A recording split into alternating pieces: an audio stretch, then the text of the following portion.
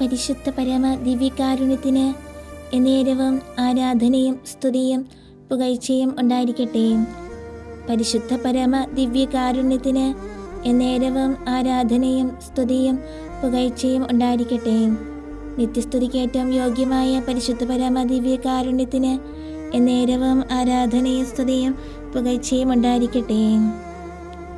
പിതാവും പുത്രനും പരിശുദ്ധാത്മാവുമായ ത്രിയേക ദൈവമേ, അങ്ങയുടെ തിരുസന്നിധിയിലായിരിക്കുമ്പോൾ ഞങ്ങളൊന്ന് ചേർന്ന് അങ്ങയെ ആരാധിക്കുന്നു, സ്തുതിക്കുന്നു, മഹത്വപ്പെടുത്തുന്നു. നല്ലവനായ കർത്താവേ, അങ്ങയുടെ പുനരുദ്ധാന അനുസ്മരണത്തിലൂടെ ഞങ്ങൾ കടന്നു പോകുമ്പോൾ ഞങ്ങൾ ഇനി പുതുഞ്ഞാലിലേക്ക് പ്രവേശിക്കാനായിട്ട് ഏറ്റവും അടുത്ത് ഒരുങ്ങിക്കൊണ്ടിരിക്കുന്ന അവസരമാണ്. ഈശോയെ, അങ്ങ് മാത്രമാണ് യഥാർത്ഥ സ്നേഹമെന്നും അങ്ങ് മാത്രമാണ് യഥാർത്ഥ സത്യമെന്നും അങ്ങ് മാത്രമാണ് യഥാർത്ഥ കരുണയെന്നുമൊക്കെ ഞങ്ങൾ തിരിച്ചറിയുകയാണ്. ഞങ്ങൾ വീണ്ടും വചനഭാഗത്തിലൂടെ കടന്നു പോകുമ്പോൾ വിശുദ്ധ യോഹന്നാന്റെ സുവിശേഷം 20-ാം അധ്യായം 11 മുതൽ 18 വരെയുള്ള ആ തിരുവചനത്തിൻ്റെ അനന്തശക്തി ഞങ്ങളെ നിറയ്ക്കണമേ എന്ന് ഞങ്ങൾ പ്രാർത്ഥിക്കുന്നു. അപ്പോഴും മറിയം കല്ലറയ്ക്ക് പുറത്ത് കരഞ്ഞുകൊണ്ട് നിന്നിരുന്നു. കരയുന്നതിനിടയ്ക്ക് അവൾ കല്ലറയ്ക്കുള്ളിലേക്ക് നോക്കി. ഈശോയുടെ ശരീരം വെച്ച സ്ഥലത്ത് വെള്ള വസ്ത്രമണിഞ്ഞ 2 ദൈവദൂതന്മാർ ഒരാൾ തലയ്ക്കിലും മറ്റേയാൾ കാൽക്കലുമായിരിക്കുന്നത് അവൾ കണ്ടു. അവർ അവളോട് ചോദിച്ചു, സ്ത്രീയെ, നീ എന്തിന് കരയുന്നു? അവൾ അവരോട് പറഞ്ഞു, അവർ എൻ്റെ കർത്താവിനെ എടുത്തുകൊണ്ടുപോയി. അവർ അവനെ എവിടെ വെച്ചു എന്ന് എനിക്ക് അറിഞ്ഞുകൂടാ. ഇത് പറഞ്ഞിട്ട് അവൾ പിന്നിലേക്ക് തിരിഞ്ഞപ്പോൾ ഈശോ നിൽക്കുന്നത് കണ്ടു.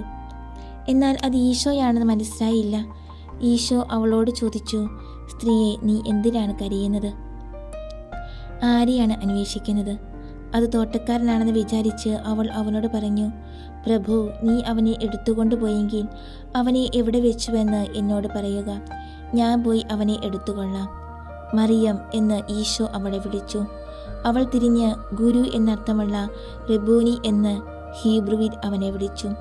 ഈശോ അവളോട് അരുളി ചെയ്തു, നീ എന്നെ സമീപിക്കരുത്, കാരണം ഞാൻ ഇതുവരെ എൻ്റെ പിതാവിൻ്റെ അടുക്കലേക്ക് ആരോഹണം ചെയ്തിട്ടില്ല. എന്നാൽ നീ എൻ്റെ സഹോദരന്മാരുടെ അടുക്കൽ പോയി അവരോട് പറയുക, എൻ്റെ പിതാവിൻ്റെയും നിങ്ങളുടെ പിതാവിൻ്റെയും എൻ്റെ ദൈവത്തിൻ്റെയും നിങ്ങളുടെ ദൈവത്തിൻ്റെയും അടുക്കൽ ഞാൻ ആരോഹണം ചെയ്യുന്നു. മഗ്ദലനാക്കാരി മറിയം പോയി ശിഷ്യന്മാരോട് പറഞ്ഞു, ഞാൻ നമ്മുടെ കർത്താവിനെ കണ്ടു. തന്നോട് അവർ പറഞ്ഞ കാര്യങ്ങൾ അവർ അവളെ അറിയിച്ചു. നമ്മുടെ കർത്താവായ മിശിഹായ്ക്ക് സ്തുതി.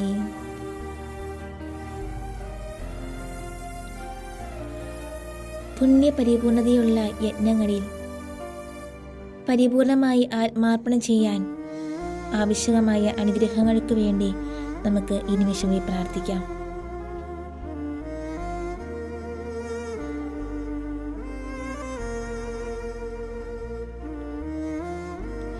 കല്ലറയ്ക്കുള്ളിൽ ഈശോയുടെ ശരീരം കാണാത്തതിനാൽ മഗ്ദലനായ്ക്കുണ്ടായ സങ്കടം എത്ര വലുതായിരുന്നുവെന്ന് നമുക്ക് ചിന്തിക്കാം. മാലാഖമാരുടെ ദർശനം അവളിൽ ആശ്ചര്യമോ ഭയമോ ഉളവാക്കിയില്ല, ആശ്വാസം നൽകിയുമില്ല. തീവ്രമായ ദുഃഖം അത്രയധികം അവളെ ഗ്രസിച്ചിരുന്നു.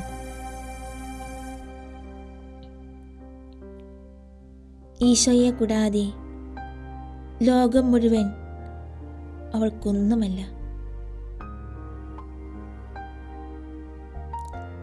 അത്രയ്ക്ക് നന്നായി ഈശോയെ അറിയുവാൻ അവൾ പഠിച്ചിരുന്നു.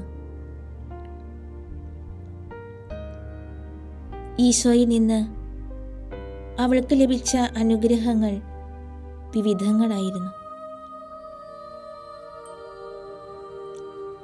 അവളുടെ ആത്മാവിനെ രസിച്ചിരുന്ന പിശാചുക്കളെയെല്ലാം അവിടുന്ന് ബഹിഷ്കരിച്ചു. അവിടുത്തെ ജീവിത വിശുദ്ധിയും അവിടുത്തെ ദിവ്യോപദേശങ്ങളുടെ ശ്രേഷ്ഠതയും അവിടുത്തെ ഹൃദയത്തിൻ്റെ കാരുണ്യവായ്പും അവൾ നേരിട്ടറിഞ്ഞു. ആകയാൽ അവിടുത്തെ സാന്നിധ്യം എത്ര വലിയ നിധിയാണെന്ന് അവൾ ഗ്രഹിച്ചിരുന്നു. അവിടുത്തെ വീട് കണ്ടെത്താതെ അവൾക്ക് വിശ്രമമോ സ്വസ്ഥതയോ ഉണ്ടാകുകയില്ല. ഈശോയെ ശരിക്കറിയാത്തതിനാലാണ് നാം വളരെ വേഗം പാപത്തിന് അടിമപ്പെടുന്നതും അവിടുത്തെ സഖ്യം നേടാൻ ശ്രമിക്കാത്തതും.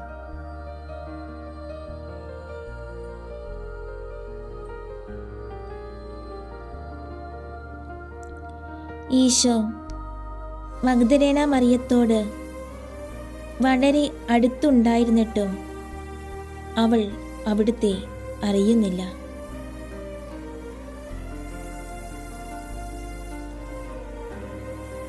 അവളുടെ ഹൃദയ വികാരങ്ങൾ കാണുന്നതിൽ ഈശോ സന്തോഷിച്ചതും അവളുടെ ഹൃദയ അഭിലാഷത്തിൻ്റെ തീഷ്ണത വർദ്ധിപ്പിക്കാൻ ആഗ്രഹിച്ചതും നമുക്ക് ശ്രദ്ധിക്കാം.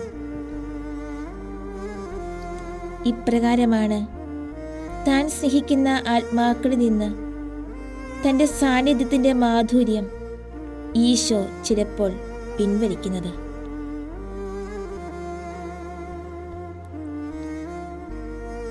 അവിടുന്ന് അവരോട് കൂടെ തന്നെ വസിക്കുന്നുണ്ടെങ്കിലും അല്പകാലത്തേക്ക് ആധ്യാത്മികമായ പരിത്യക്ത അവസ്ഥയ്ക്ക് അവരെ ഇരയാക്കുന്നു.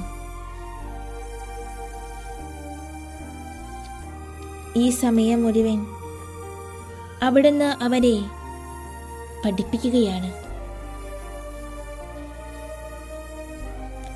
അവരുടെ ഹൃദയത്തിൽ തൻ്റെ സാന്നിധ്യത്തെ വിലമതിക്കാനും അതിനെ കൂടുതൽ ആഗ്രഹിക്കാനും. ഒടുവിൽ അവിടുന്ന് തന്നെ തന്നെ അവർക്ക് വെളിപ്പെടുത്തുകയും ലോകത്തിന് നൽകാൻ കഴിയാത്ത സന്തോഷവും സമാധാനവും കൊണ്ട് അവരുടെ ഹൃദയത്തെ നിറയ്ക്കുകയും ചെയ്യുന്നു.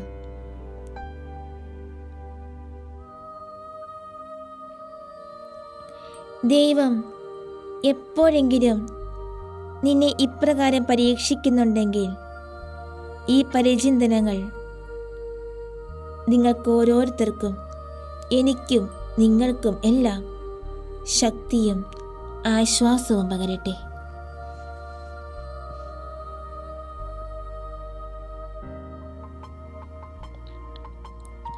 നമ്മുടെ കർത്താവിനെ കൂടുതലായി അടുത്തറിയുന്നതിനും അവിടുത്തോട് ഗാഢമായി ഐക്യപ്പെട്ടിരിക്കുന്നതിനും ആവശ്യകമായ അനുഗ്രഹം നമുക്ക് അപേക്ഷിക്കാം.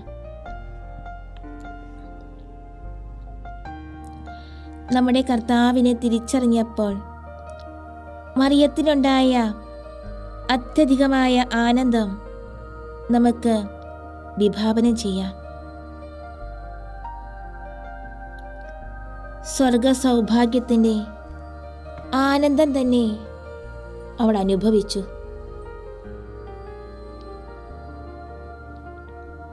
ഒരു നിമിഷം കൊണ്ട് അവളുടെ ദുഃഖം മുഴുവൻ അപ്രത്യക്ഷമായി. ഇപ്രകാരം താൻ സ്നേഹിക്കുന്ന ആത്മാക്കളെ അവരുടെ പരീക്ഷണങ്ങളിൽ ആശ്വസിപ്പിക്കുന്നതിനും തൻ്റെ അടുക്കലേക്ക് കൂടുതൽ ആകർഷിക്കുന്നതിനും കുരിശുകൾ ധൈര്യപൂർവ്വം ചുമക്കുവാൻ പ്രോത്സാഹിപ്പിക്കുന്നതിനും വേണ്ടി ചിലപ്പോൾ സമാധാനവും സന്തോഷവും കൊണ്ട് നിറയ്ക്കാറുണ്ട്. ഇപ്രകാരമുള്ള അസാധാരണ ആനുകൂല്യങ്ങൾ നേടാൻ ആഗ്രഹിക്കുന്നെങ്കിൽ നമ്മൾ ഓരോരുത്തരും മഗ്ദലേനായെ പോലെ ഈശോയോടുകൂടെ കാൽവരി മല വരെ വിശ്വസ്തരായി പോകണം. അതായത് ഞാൻ ഉദാസീനനോ വഴിയിൽ വച്ചുണ്ടാകുന്ന അപകടങ്ങൾ നിമിത്തം ഭഗ്നാശനോ ആയിത്തീരാതെ എന്നെ തൻ്റെ ശുശ്രൂഷയ്ക്കായി വിളിച്ച അവിടുന്ന് വിനീതവും അചഞ്ചലവുമായ പ്രത്യാശ അർപ്പിച്ചുകൊണ്ട് ധൈര്യപൂർവം നമ്മൾ യാത്ര തുടരണം. ഈശോയുടെ കാൽക്കൽ വീണുകൊണ്ട് മഗ്ദലന മറിയം പറഞ്ഞ റബ്ബോനി അല്ലെങ്കിൽ ഗുരു എന്ന ഒറ്റ വാക്കിൽ തൻ്റെ ഹൃദയത്തെ കീഴടക്കിയ വികാരങ്ങൾ ആശ്ചര്യത്തിൻ്റെയും ബഹുമാനത്തിൻ്റെയും സന്തോഷത്തിൻ്റെയും കൃതജ്ഞതയുടെയും സ്നേഹത്തിൻ്റെയും വികാരങ്ങൾ എല്ലാം പ്രകടിപ്പിക്കുന്നത് നമുക്ക് ശ്രദ്ധിക്കാം. ഉദ്ധാനം ചെയ്ത രക്ഷകനോട് അതേ വികാരങ്ങൾ നമ്മുടെ ഹൃദയത്തിൽ ഉദിപ്പിക്കാൻ പരിശ്രമിക്കാം.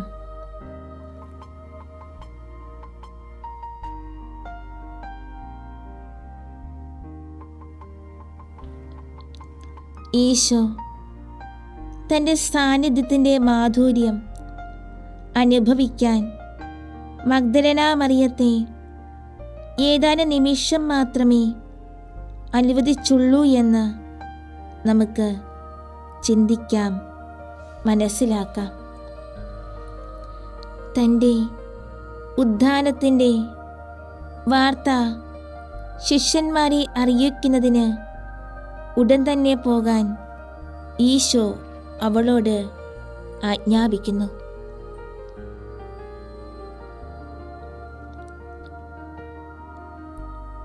ഇപ്രകാരമുള്ള അമൂല്യ നിമിഷങ്ങൾ വിശുദ്ധർക്ക്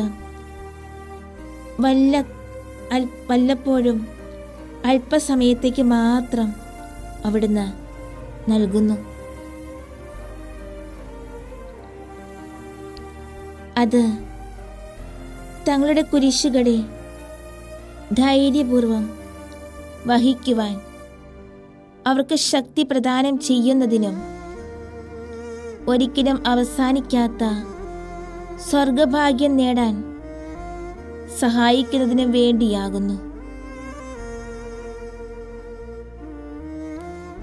ഈശോ തൻ്റെ ദിവ്യ സാന്നിധ്യത്തിൻ്റെ മാധുര്യം ചിലപ്പോൾ ഏതെങ്കിലും അളവിൽ നമുക്ക് നൽകാൻ തിരുമനസ്സാകുന്നെങ്കിൽ അത് നമ്മുടെ ഔദാര്യപൂർവകമായ കൃത്യനിർവഹണത്തിലും അത് ആവശ്യപ്പെടുന്ന ആത്മപരിത്യാഗത്തിലും നമ്മെ സഹായിക്കാനും പ്രോത്സാഹിപ്പിക്കാനും വേണ്ടിയാണ്.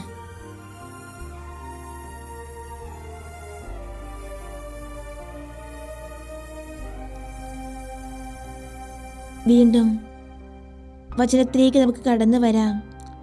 വിശുദ്ധ ലൂക്കായുടെ സുവിശേഷം 24-ാം അധ്യായം 13 മുതൽ 26 വരെയുള്ള തിരുവചന ഭാഗങ്ങൾ.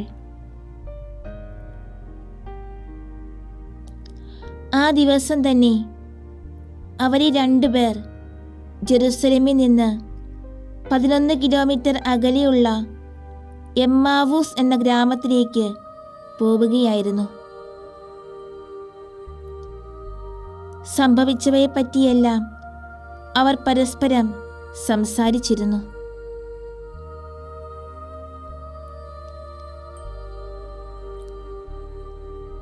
അവർ സംസാരിച്ചും ചർച്ച ചെയ്തും പോകവേ ഈശോ അടുത്തു ചെന്ന് അവരോട് കൂടെ നടന്നു.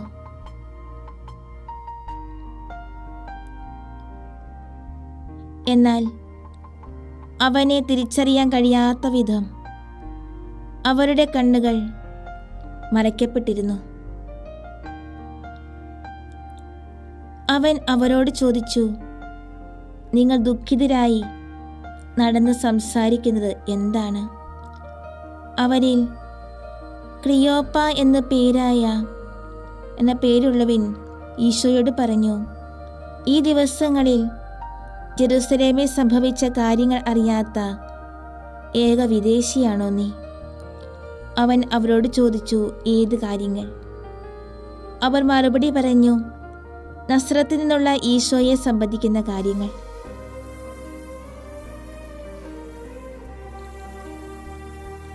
അവർ ദൈവത്തിൻ്റെയും സകല ജനങ്ങളുടെയും മുമ്പിൽ വാക്കിലും പ്രവൃത്തിയിലും ശക്തനായ പ്രവാചകനായിരുന്നു.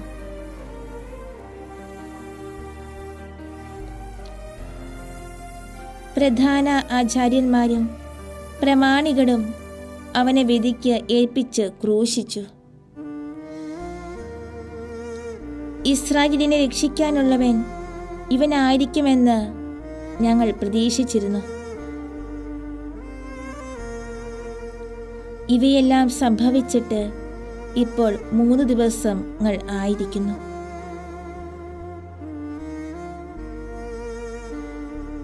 കൂടാതെ ഞങ്ങളുടെ കൂട്ടത്തിലെ ചില സ്ത്രീകൾ ഞങ്ങളെ വിസ്മയിപ്പിച്ചിരിക്കുന്നു. അവർ അതിരാവിലെ കല്ലറയിലേക്ക് പോയിരുന്നു. അവർ അവൻ്റെ ശരീരം കണ്ടില്ല. അവർ മടങ്ങി വന്ന് തങ്ങൾ ദൈവദൂതന്മാരെ കണ്ടെന്നും അവൻ ജീവിച്ചിരിക്കുന്നെന്ന് അവർ അറിയിച്ചെന്നും ഞങ്ങളോട് പറഞ്ഞു. ഞങ്ങളിൽ ചിലരും കല്ലറയിലേക്ക് പോയി സ്ത്രീകൾ പറഞ്ഞതുപോലെ കണ്ടു. അവരും അവനെ കണ്ടില്ല.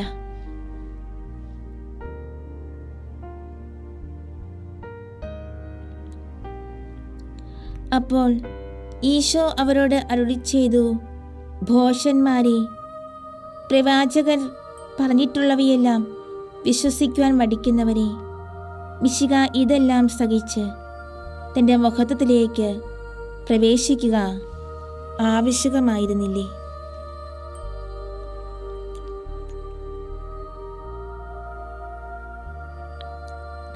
ദൈവപരിപാലനയിൽ പരിപൂർണ വിശ്വാസം അർപ്പിക്കാൻ നമുക്ക് അനുഗ്രഹം അപേക്ഷിക്കാം.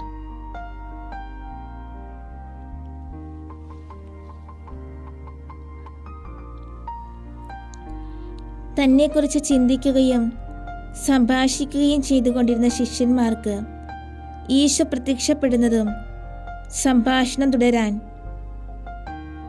അവരെ തൻ്റെ ചോദ്യങ്ങൾ കൊണ്ട് പ്രോത്സാഹിപ്പിക്കുന്നതും നമുക്ക് ശ്രദ്ധിക്കാം.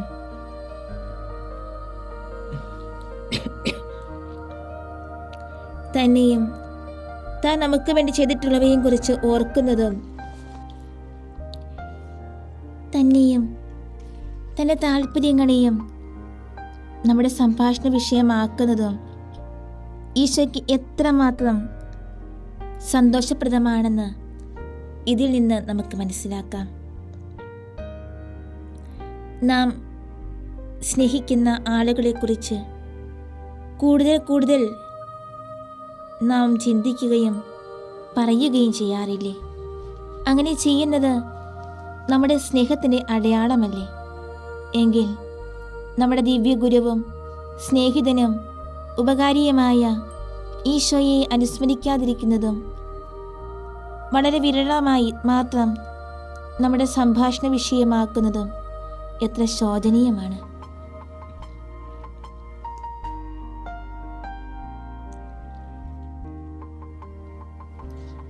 ആ 2 ശിഷ്യന്മാർക്കും സങ്കടവും പ്രയാസവും ഉണ്ടാക്കിയ എന്താണെന്ന് പരിശോധിക്കാം. അത് അവരുടെ വിശ്വാസത്തിൻ്റെയും പ്രത്യാശയുടെയും കുറവായിരുന്നു. വിശുദ്ധ ലിഖിതങ്ങളിൽ നിന്നും ഈശോയിൽ നിന്ന് നേരിട്ട് തന്നെയും രക്ഷകൻ ക്രൂശിക്കപ്പെടുമെന്നും 3-ാം ദിവസം ഉയർത്തെഴുന്നേൽക്കുമെന്നും അവർ ഗ്രഹിച്ചിരുന്നു. അവിടുന്ന് വീണ്ടും ജീവനോടുകൂടി ആയിരിക്കുന്നുവെന്ന് ഭക്തസ്ത്രീകൾ സാക്ഷ്യപ്പെടുത്തുന്നത് അവർ കേട്ടു. ഇതെല്ലാം വിശ്വസിക്കുകയും ദൈവപരിപാലനയിൽ തങ്ങളുടെ പ്രത്യാശ നിക്ഷേപിക്കുകയും ചെയ്തിരുന്നെങ്കിൽ തങ്ങളുടെ ഈ പരീക്ഷണ സമയത്ത് അവർക്ക് എത്ര ധൈര്യവും ആശ്വാസവും ഉണ്ടാകുമായിരുന്നു. എന്നാൽ അവർ അസ്വസ്ഥരായിരുന്നു. ദൈവത്തിലുള്ള പ്രത്യാശയുടെ അഭാവമല്ലേ നമ്മുടെ ഹൃദയ സമാധാനം നഷ്ടമാകാൻ കാരണം?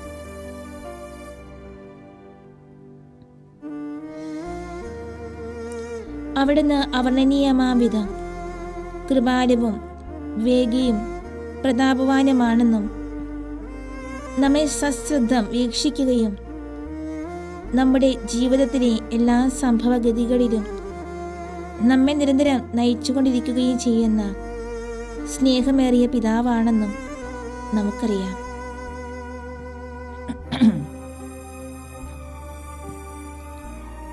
ആകയാൽ പ്രയാസങ്ങളിൽ നാം അസ്വസ്ഥരും ഭഗ്നാശരും ആകുന്നെങ്കിൽ നാമും ആ 2 ശിഷ്യന്മാരെ പോലെ നമ്മുടെ കർത്താവിൻ്റെ ശാസനയ്ക്ക് അർഹരായിത്തീരുകയില്ലേ?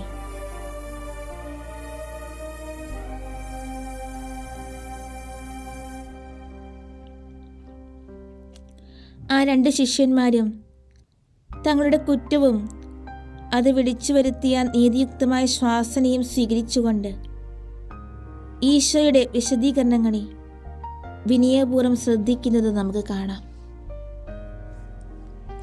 അവർ അവിടുത്തോട് കൃതജ്ഞരായിരിക്കുകയും ഒരപരിചിതനെങ്കിലും അവിടുത്തെ തങ്ങളോടുകൂടെ താമസിപ്പിച്ച് അവിടുത്തെ പക്കൽ നിന്ന് കൂടുതൽ കേൾക്കാൻ ആഗ്രഹിക്കുകയും ചെയ്തു.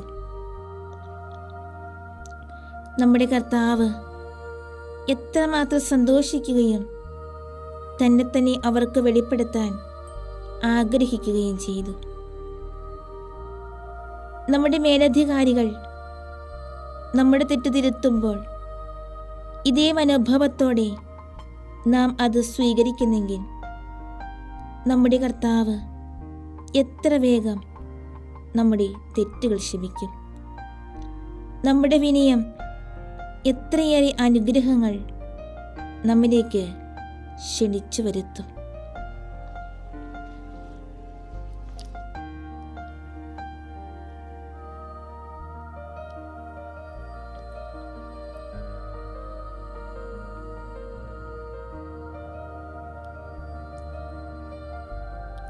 വീണ്ടും വിശുദ്ധ ലൂക്കായുടെ സുവിശേഷം 24-ാം അധ്യായം 26 മുതൽ 29 വരെയുള്ള തിരുവചനങ്ങൾ.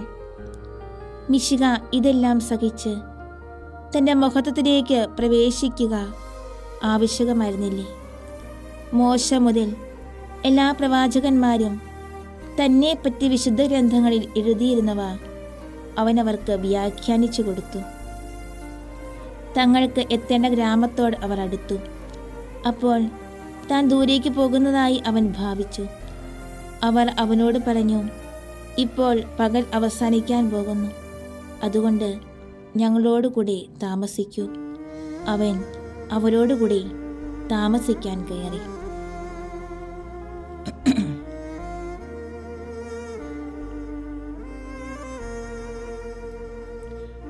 ദൈവവചനത്തെപ്പറ്റി വലിയ ആദരവും അത് ശരിയായി ഗ്രഹിക്കുന്നതിന് തീവ്രമായ ആഗ്രഹവും അത് അനുശാസിക്കുന്ന കാര്യങ്ങൾ പ്രവൃത്തിയിലാക്കാൻ സ്ഥിരനിശ്ചയവും നമ്മുടെ ഹൃദയത്തിൽ ഉളവാക്കാൻ കർത്താവിനോട് നമുക്ക് വിനയപൂർവ്വം പ്രാർത്ഥിക്കാം.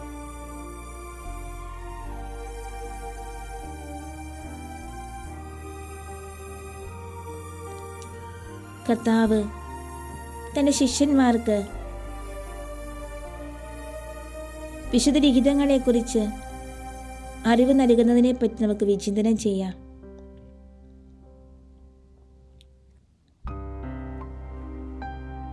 അവ വഴി തൻ്റെ വിജ്ഞാനത്തിൻ്റെ അമൂല്യനിധികൾ മനുഷ്യവർഗത്തിന് വെളിപ്പെടുത്താൻ ദൈവം ആഗ്രഹിക്കുന്നു.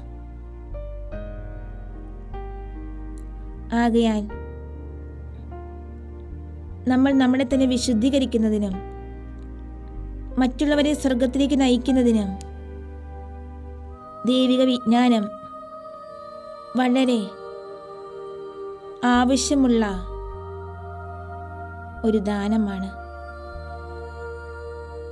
നാം അത്ര വലിയൊരു ദാനം അവഗണിക്കുകയാണെങ്കിൽ അത് തീർച്ചയായും വലിയ കൃതജ്ഞതയായിരിക്കും.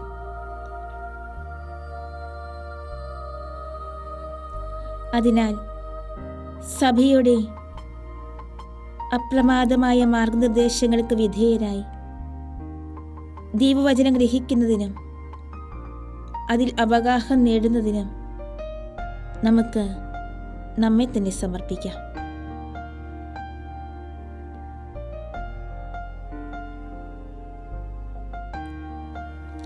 മിശിഹ ഇതെല്ലാം സഹിച്ച് തൻ്റെ മഹത്വത്തിലേക്ക് പ്രവേശിക്കുക ആവശ്യകമായിരുന്നില്ലേ എന്ന വാക്കുകളെക്കുറിച്ച് നമുക്ക് ധ്യാനിക്കാം.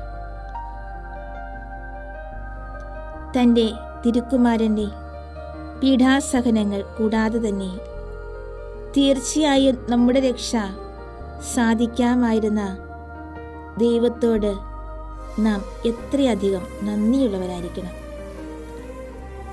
പാപത്തിൻ്റെ ഭീകരതയും തിന്മയും കുറിച്ചുള്ള ബോധം നമ്മുടെ ഹൃദയങ്ങളിൽ ആഴമായി പതിക്കുന്നതിനും അവിടുത്തെ സ്നേഹാധിക്യത്തെക്കുറിച്ച് നാം കൂടുതൽ ബോധവാന്മാരാകുന്നതിനും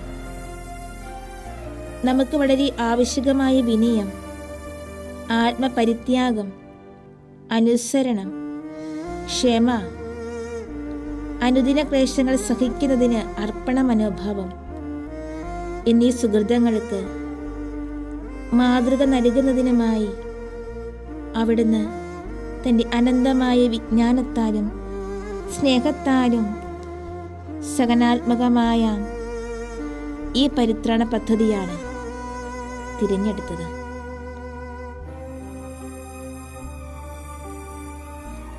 ദൈവത്തിൻ്റെ സ്നേഹാതിരേകത്തിൽ നിന്ന് പ്രയോജനമെടുക്കാൻ ദൃഢനിശ്ചയം ചെയ്യാം.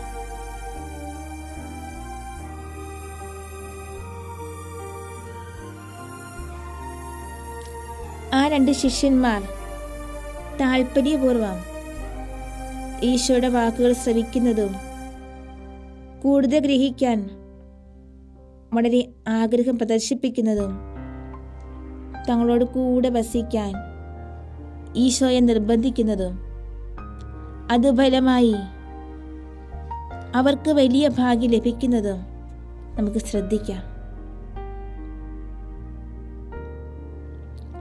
ദൈവവചനം എത്ര അമൂല്യദാനമാണെന്ന് നാം ഗ്രഹിച്ചിരുന്നെങ്കിൽ വിനീത ഹൃദയത്തോടും വിധേയത്വത്തോടും കൂടി സ്വീകരിക്കുന്നവർക്ക് അത് സുഹൃത അഭ്യാസത്തിനും വിശുദ്ധിക്കും പ്രാഭവമേറിയ മാർഗമാണെന്ന് ഗ്രഹിച്ചിരുന്നെങ്കിൽ നാം അത് ശ്രവിക്കുവാനും ഹൃദയസ്ഥമാക്കുവാനും മാത്രമല്ല, അത് നൽകുന്ന പാഠങ്ങൾ ജീവിതത്തെ പകർത്തുവാനും അതീവ ജാഗരൂകർ ആകുമായിരുന്നു. അങ്ങനെ കർത്താവിനോട് ഗാഢ സൗഹൃദം സമ്പാദിക്കുകയും അവിടെ നിന്ന് വിശുദ്ധിയുടെ വിദ്യ അഭ്യസിക്കുകയും ചെയ്യുമായിരുന്നു.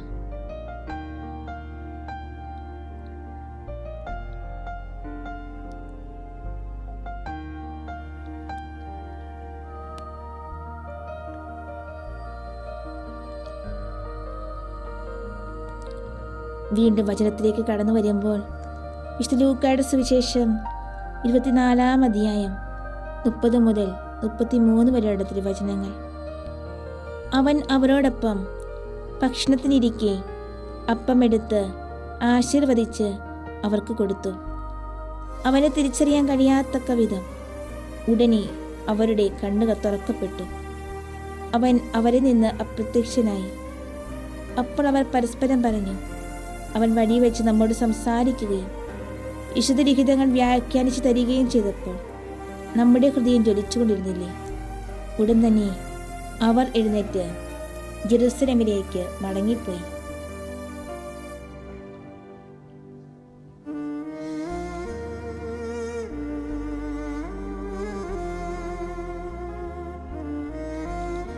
ഈശോയുടെ നേർക്ക് നിർവ്യാജമായ സ്നേഹമുണ്ടാകാൻ അനുഗ്രഹം അപേക്ഷിക്കാം.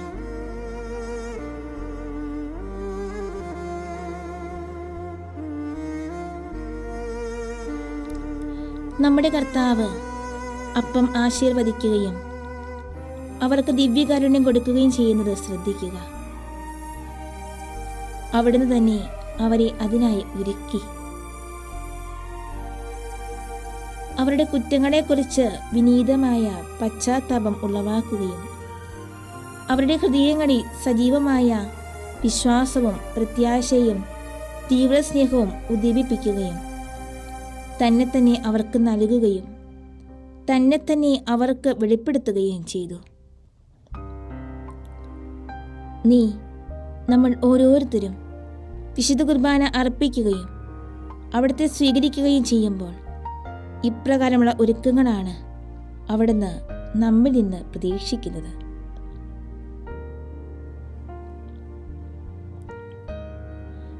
നാം അവ ആഗ്രഹിക്കുകയും അവയ്ക്കായി പ്രാർത്ഥിക്കുകയും നമ്മുടെ ഹൃദയത്തെ അവിടുത്തെ പ്രബോധനങ്ങൾക്കായി തുറന്നു കൊടുക്കുകയും ചെയ്താൽ എമ്മാവൂസിലെ ശിഷ്യർക്ക് നൽകിയ അനുഗ്രഹങ്ങൾ അവിടുന്ന് നമുക്കും തരും.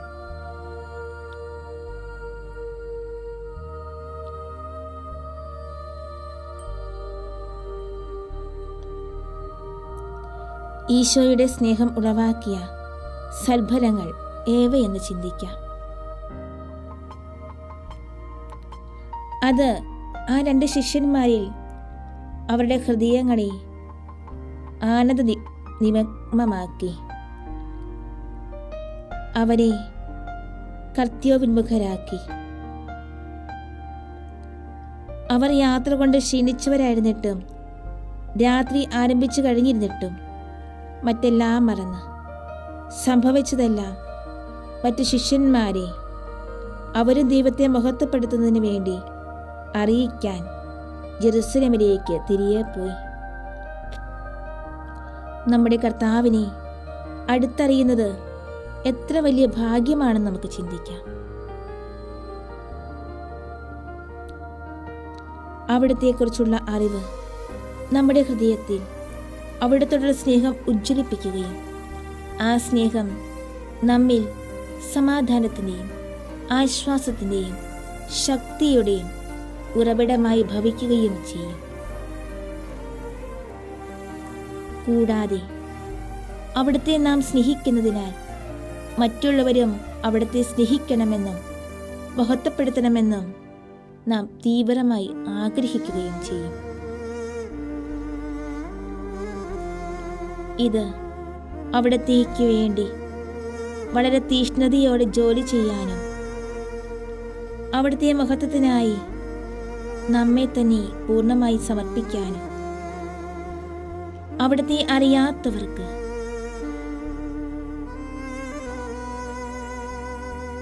അവിടുത്തെക്കുറിച്ച് അറിവ് നൽകാനും അങ്ങനെ അവരെയും അവിടുത്തെ സ്നേഹിതരാക്കാനും നമുക്ക് പ്രചോദനം ലഭിക്കും.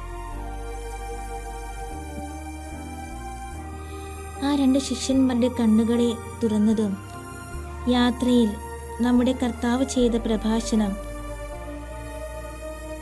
അവരുടെ ഹൃദയത്തിൽ കൊളുത്തിയ അഗ്നി ആളിക്കത്താൻ സഹായിച്ചതും ദിവ്യകാരുണ്യ സ്വീകരണമാണ്. നാമും ദൈവസ്നേഹവും ആത്മാക്കളുടെ രക്ഷയ്ക്ക് വേണ്ടിയുള്ള തീഷ്ണതയും സമ്പാദിക്കേണ്ടത് നമ്മുടെ ഭക്തിപൂർവകമായ ബലിയർപ്പണത്തിലും സ്നേഹാന്വിതമായ ദിവ്യകാരുണ്യ സ്വീകരണത്തിലും നിന്നാണ്. ശക്തിയുക്തമായ ഈ മാർഗങ്ങളെ കഴിയുന്നിടത്തോളം താൽപര്യപൂർവ്വം പ്രയോജനപ്പെടുത്താനായിട്ട് നമുക്ക് ആഗ്രഹിക്കാം, പ്രാർത്ഥിക്കാം.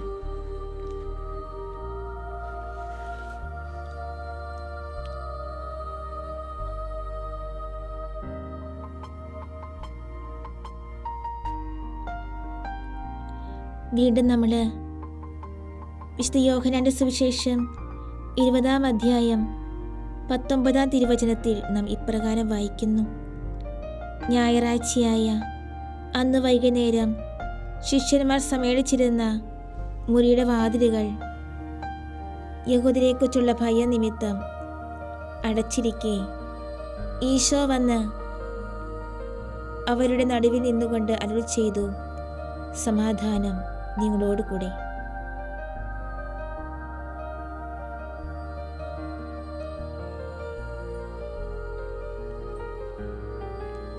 ഈശോയെ കൂടുതൽ സ്നേഹിക്കുന്നതിനും അവിടുന്ന് പൂർണ്ണമായി പ്രത്യാശ അർപ്പിക്കുന്നതിനുമായി അവിടുത്തെ കൂടുതൽ അറിയുവാൻ ആഗ്രഹം അപേക്ഷിക്കാം.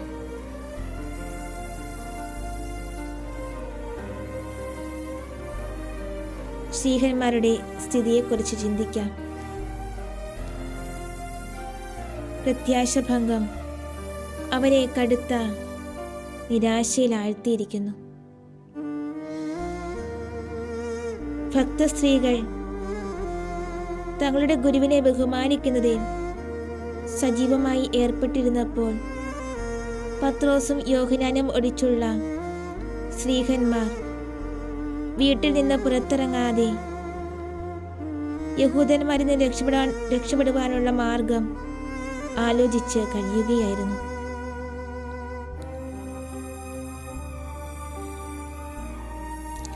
അവർ നമ്മുടെ കർത്താവിനെ അത്യധികമായി സ്നേഹിച്ചിരുന്നു. എന്നാൽ ഇപ്പോൾ അവരുടെ സ്നേഹം മരവിച്ചതുപോലെ ആയിരിക്കുന്നു. കണ്ടാലും പ്രത്യാശാരാഹിത്യത്തിൻ്റെ ലജ്ജാവഹമായ അവസ്ഥ. നമ്മുടെ കർത്താവിൻ്റെ പ്രതാപത്തിൻ്റെയും അധികാരത്തിൻ്റെയും വിജ്ഞാനത്തിൻ്റെയും സ്നേഹത്തിൻ്റെയും തെളിവുകൾ ധാരാളം അവർക്ക് ലഭിച്ചിരുന്നു. തൻ്റെ പീഡാസഹനത്തെയും ഉത്ഥാനത്തെയും കുറിച്ച് അവിടുന്ന് ചെയ്ത പ്രവചനങ്ങൾ അവർ കേട്ടിരുന്നു. എന്നാൽ ഇപ്പോൾ എല്ലാം വിസ്മരിച്ചിട്ട് തങ്ങളുടെ സുരക്ഷിതത്വത്തെക്കുറിച്ച് മാത്രമാണ് അവർക്ക് ചിന്ത.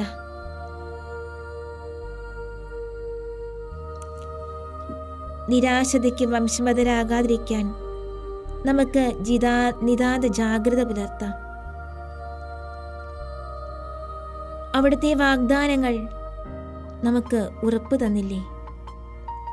ദൈവത്തിൽ തങ്ങളുടെ വിശ്വാസം അർപ്പിക്കുന്നവർ ഒരിക്കലും നിരാശരാവുകയില്ല.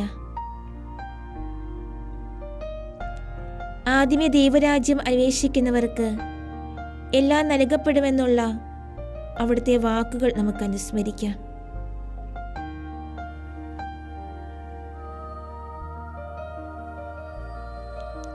ശ്രീഹന്മാർക്ക് ഈശോ വളരെ താമസിച്ച് മാത്രമാണ് പ്രത്യക്ഷനാകുന്നത് എന്ന് നമുക്ക് ശ്രദ്ധിക്കാം. തന്നോട് ഉദാരമായ സ്നേഹം പ്രകടിപ്പിച്ച ഭക്ത സ്ത്രീകൾക്ക് അവിടുന്ന് പ്രത്യക്ഷനായി തന്നെ സ്വന്തമാക്കണമെന്ന് കരുതിയ മഗ്ദലന മറിയത്തിന് അവിടുന്ന് ദർശനമരുളി. കല്ലറയിലേക്ക് ഓടിയ പത്രോസിനും തങ്ങളുടെ പ്രയാസങ്ങളുടെ ഇടയ്ക്കും ഈശോയെക്കുറിച്ച് ചിന്തിക്കുകയും പറയുകയും ചെയ്യാനെങ്കിലും തുനിഞ്ഞ എമ്മാവൂസിലെ ശിഷ്യന്മാർക്കും അവിടുന്ന് പ്രത്യക്ഷീഭവിച്ചു. മറ്റ് സ്നേഹന്മാരുടെ തീഷ്ണതാരാഹിത്യമായിരുന്നു അവരുടെ ഭീരുത്വത്തിന് കാരണം.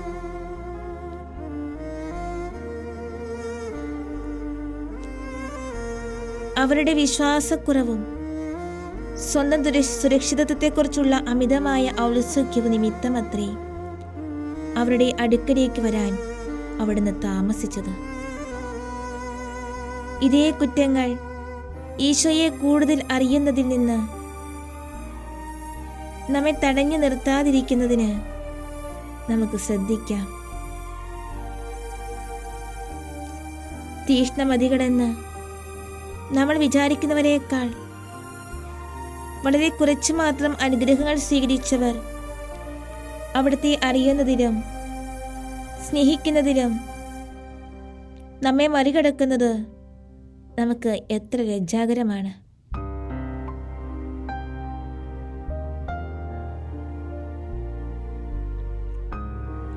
അപ്പോസ്തലന്മാരോട് എത്ര വലിയ ദയയും കാരുണ്യവുമാണ് ഈശോ പ്രദർശിപ്പിച്ചതെന്ന് നമുക്ക് ശ്രദ്ധിക്കാം. അവരുടെ പ്രത്യാശരാഹിത്യത്തിന് ഈശോ അവരെ ശിക്ഷിച്ചിരുന്നെങ്കിൽ അവരുടെ സ്ഥിതി എന്താകുമായിരുന്നു? തങ്ങളുടെ തെറ്റുകളെക്കുറിച്ചും ദിവ്യഗുരുവിൻ്റെ ദയാവായ്പിനെക്കുറിച്ചുമുള്ള ചിന്ത പിൽക്കാലത്ത് അവർക്ക് വിനീതരും കൃതജ്ഞത നിർഭരായിരിക്കാനുള്ള കരുത്തും അവർക്ക് ലഭിച്ചിരിക്കാം. നമ്മുടെ കഴിഞ്ഞ കാലത്തെ കുറ്റങ്ങൾ കർത്താവിൻ്റെ സവിശേഷ അനുഗ്രഹങ്ങൾക്ക് നമ്മെ അനർഹരാക്കിയെങ്കിലും അതെല്ലാം വിസ്മരിച്ച് അവിടുന്ന് നമ്മുടെ മേൽ ധാരാളം അനുഗ്രഹങ്ങൾ വർഷിച്ചിട്ടുണ്ട്. ഈ ചിന്ത നമുക്ക് വിനയവും കൃതജ്ഞതയും പ്രദാനം ചെയ്യട്ടെ.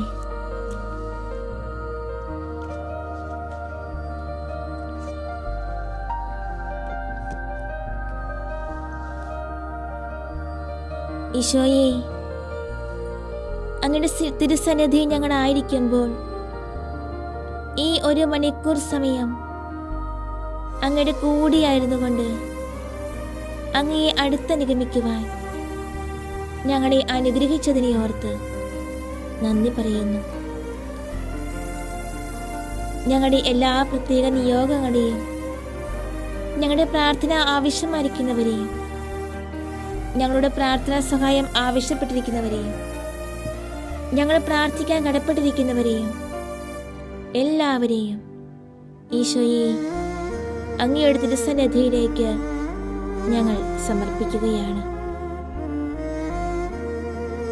അനുഗ്രഹത്തിൻ്റെയും ദയയുടെയും കാരുണ്യത്തിൻ്റെയും സ്നേഹത്തിൻ്റെയും ഒക്കെ ഉറവിടമായ അങ്ങേ ഞങ്ങൾ പ്രത്യാശ അർപ്പിക്കുന്നു. അപ്പസ്തോലന്മാരെ പോലെ പ്രത്യാശരഹിതരായി ജീവിക്കാതെ അങ്ങിൽ ആശ്രയിക്കുവാനും അങ്ങിൽ നിന്നുമാണ് എല്ലാ അനുഗ്രഹങ്ങളും വർഷിക്കപ്പെടുന്നത് എന്ന് തിരിച്ചറിയുവാനും അങ്ങനെ ഒരു നിമിഷം പോലും അങ്ങിൽ നിന്ന് അകന്ന് ജീവിക്കുവാനും ഞങ്ങൾക്ക് ഇടയാകാതിരിക്കട്ടെ.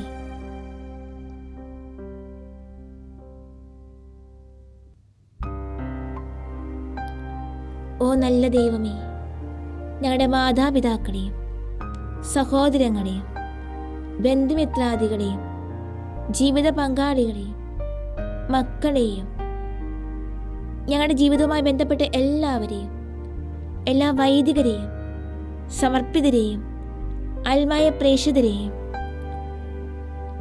വൈദിക സന്യാസാർത്ഥിനികളെയും എല്ലാം അങ്ങേക്ക് സമർപ്പിക്കുന്നു. ഏറ്റവും പ്രത്യേകമായി ഞങ്ങളുടെ പരിശുദ്ധ പിതാവ് ഫ്രാൻസിസ് പാപ്പായെ ഞങ്ങൾ നന്ദിയോടെ ഓർക്കുന്നു. ഇന്ന് പാപ്പ ഈ ലോകത്തോട് വിട പറഞ്ഞിരിക്കുമ്പോൾ ഈശോയെ, എത്ര വലിയ അനുഗ്രഹദായകമായ ജീവിതമാണ് പാപ്പ ഈ ഭൂമി നയിച്ചതെന്ന് ഞങ്ങൾ നന്ദിയോടെ ഓർക്കുന്നു. ആ അനുഗ്രഹീത ജീവിതത്തിലൂടെ അങ്ങ് ഞങ്ങളിലേക്ക് ചൊരിഞ്ഞ എല്ലാ അനുഗ്രഹങ്ങളെയും ഓർത്ത് നന്ദി പറയുന്നു.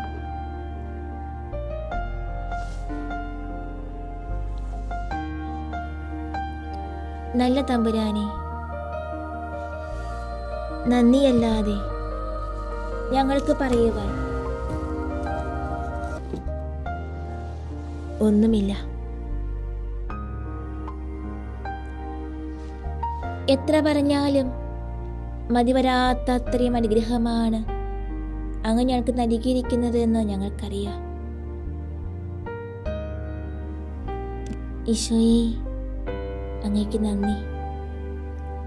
ഈശോയെ, അങ്ങേക്ക് സ്തുതി. ഈശോയെ, അങ്ങേക്ക് ആരാധന. എല്ലാം അങ്ങയുടെ മഹത്വത്തിനും എല്ലാം അങ്ങയുടെ സ്തുതിക്കുമായി ഞങ്ങൾ കാഴ്ചവെച്ചുകൊണ്ട് അങ്ങയുടെ ദിവ്യകാരുണ്യ ആശീർവാദത്തിനായി ഞങ്ങളെ തന്നെ ഒരുക്കുന്നു. അങ്ങയുടെ തിരുമുമ്പിൽ ഞങ്ങൾ ശിരസ്സുകൾ നമിക്കുന്നു. പരിശുദ്ധ പരമദിവ്യകാരുണ്യത്തിന് എന്നേരവും ആരാധനയും സ്തുതിയും പുകഴ്ചയും ഉണ്ടായിരിക്കട്ടെ. പരിശുദ്ധ പരമദിവ്യകാരുണ്യത്തിന് എന്നേരവും ആരാധനയും സ്തുതിയും പുകഴ്ചയും ഉണ്ടായിരിക്കട്ടെ.